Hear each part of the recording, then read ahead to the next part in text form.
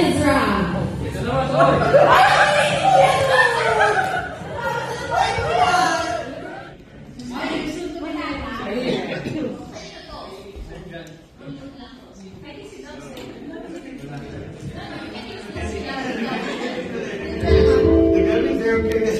Okay, so married men, dito po tayo ay Tito Alvin.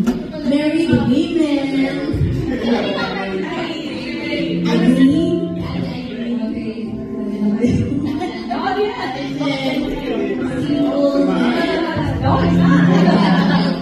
And then my group, college women, dito po tayo. And working women. Te, picture mo tayo. Sama natin sa Malang. Dito tayo, Justin. Picture tayo kay Malang. Para may compilation tayo sa alab na. Picture tayo. Dun tayo sa rest. 1, 2, 3. The book of Zephaniah. Zephaniah. 1, 2, 3.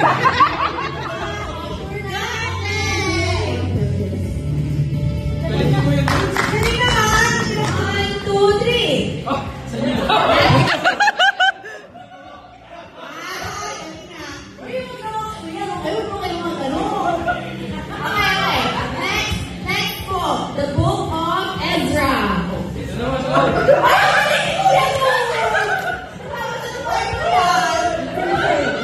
Minute pa dito. Okay, next. Habakuk. Ano yun? Habakuk. 3. Habakuk. Sure na ba? One more chance. 1, 2, 3. Mukhang tama na lang once. Kung nag-jump mo ng gano'n, bawal na lang pa. Get? Ay, the book of Nahum. Nahum.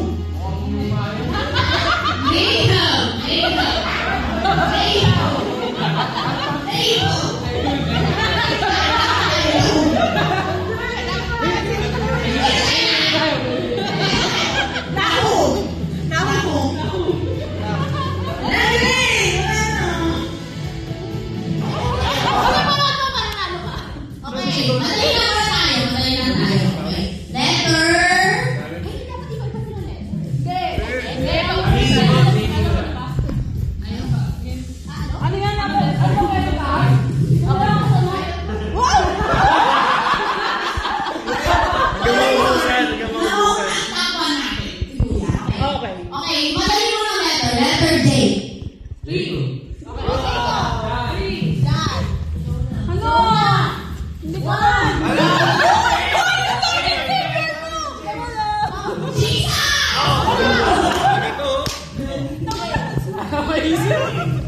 Hello, busog ka.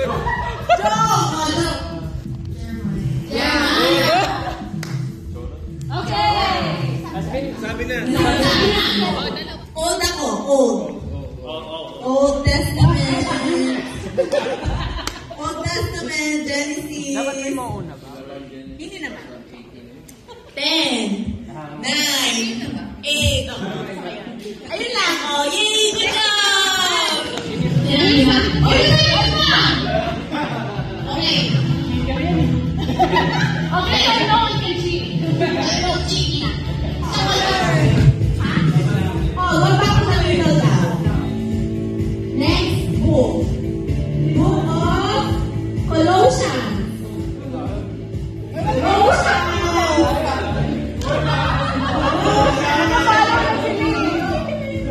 Ang gagaling naman. Basta ka nun. Okay, next book. Okay, next challenge. Close your eyes. Close your eyes.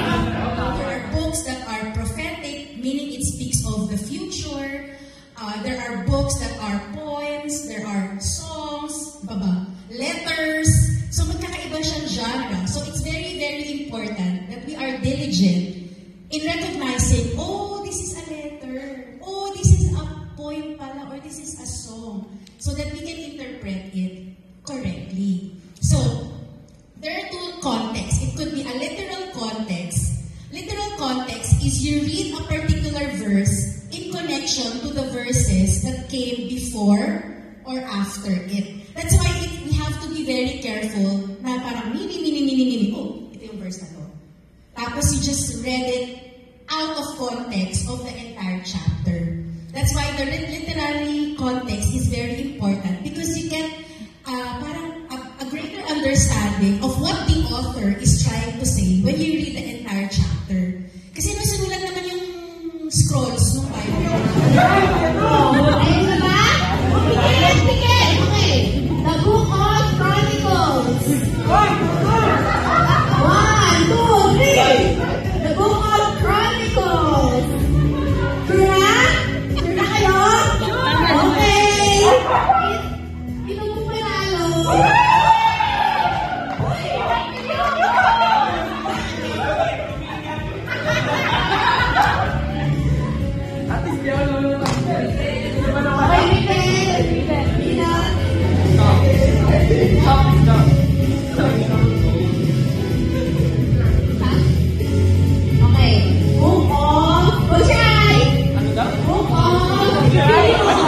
Wala pa!